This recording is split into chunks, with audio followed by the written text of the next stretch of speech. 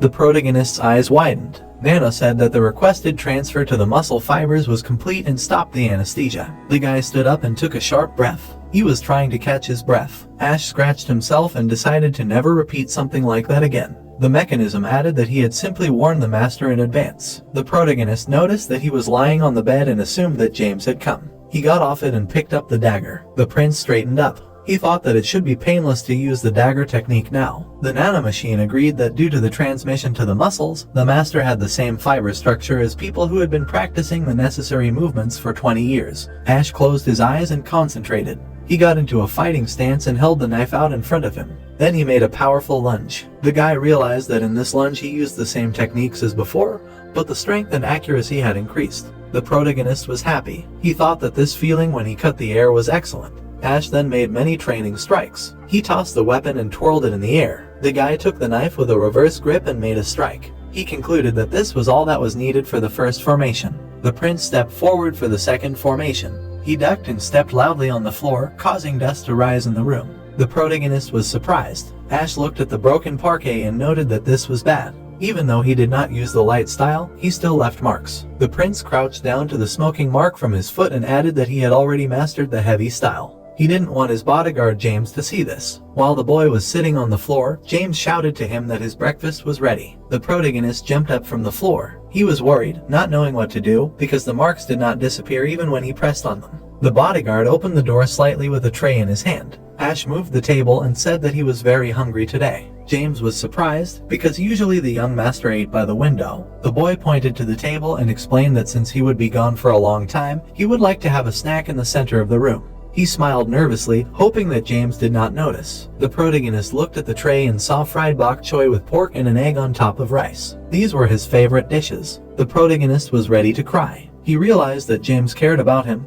and since today was the day he entered the academy, this could be the last breakfast that the bodyguard made for him. Ash was angered by Nano's sudden comment, which warned that a sudden change in emotional background causes the release of hydrochloric acid into the esophagus. He added that saliva production had increased and advised swallowing food with saliva to reduce the acidity level. The prince urged the nanomachine to stop talking nonsense and keep quiet. The mechanism temporarily turned on silent mode. The protagonist began to absorb the food, intending to eat everything without a trace. James smiled silently. The guy continued to quickly throw food into his mouth. The bodyguard asked him to eat slowly, otherwise his stomach might get upset. Ash took his advice. After a while, he put down his chopsticks and declared that it was a great breakfast, praising James. The bodyguard seemed to have decided to ask something. He closed his eyes and inquired when the young gentleman had mastered his dagger technique. The prince became agitated. He asked James what he was talking about. The man took and moved the table. Ash was shocked. The mark from his foot was now visible. James looked at it and realized that it was left by the first movement into the second formation of his technique. The mark was much clearer than the one he had seen before,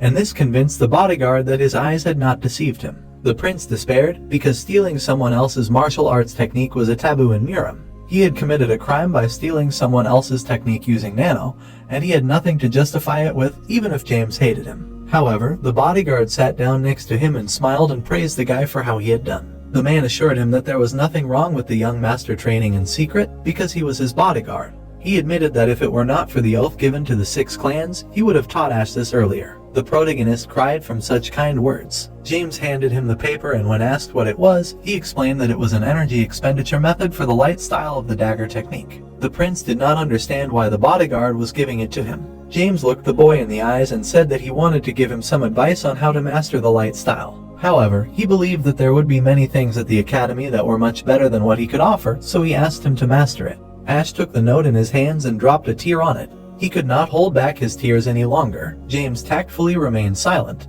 He remembered how the young gentleman had promised him at his mother's deathbed that he would never cry again. That was the last time he cried. The bodyguard took the tray with empty plates. He noticed that 5 years had passed since Lady Nora had passed away. During that time, the man had clenched his teeth and put up with the prince's character, but he was still a boy who needed parental care. The bodyguard walked towards the exit. James stopped in front of the door. He, without turning to Ash, said that he would not be able to stay with him after his enrollment in the academy and allowed him to cry today. The man finally recommended that he stay strong from now on. The guy lowered his head and, without stopping crying, thanked James. The door closed from the other side. The prince wiped away his tears. He swallowed and decided that from today on, He could not allow himself to be afraid or doubt.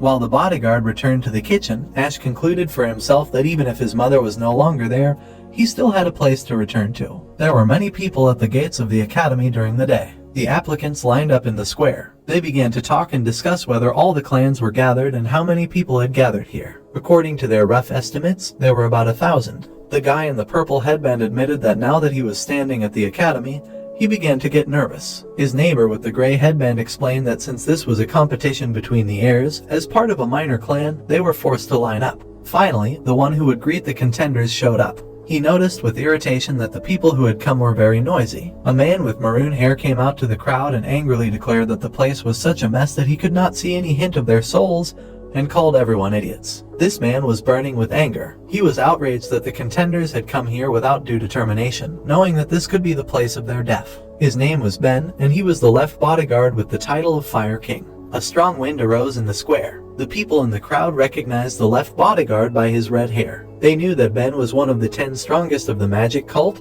or even 5. The man smirked and was surprised to see children in the front row. He assumed that these 6 were the heirs of the 6 clans. The guy in the dark robe represented the Dark Clan. He was number 1 and his name was Claude. The Sword Clan sent a sly-looking guy who received number 2, Jeffrey. For some reason, Jack was very irritated by the others. He was the heir of the Creek Clan and had number 3. The Poison Clan was represented by the silent guy number 4, Romeo. The honor of the Blade Clan was defended by number 5, a guy with a warm cloak, Alex. The Sound Clan put forward the only female heir among the main clans, number 6, Maria. Ben was about to move on to number 7, but surprisingly, he was nowhere to be found. So, friends, this chapter comes to an end. What will happen next? We'll uncover it in the next chapter. Don't forget to rate this chapter out of 10 in the comments. We'll see you in the next video. Until then, take care and goodbye. Don't forget to like the video and subscribe to the channel.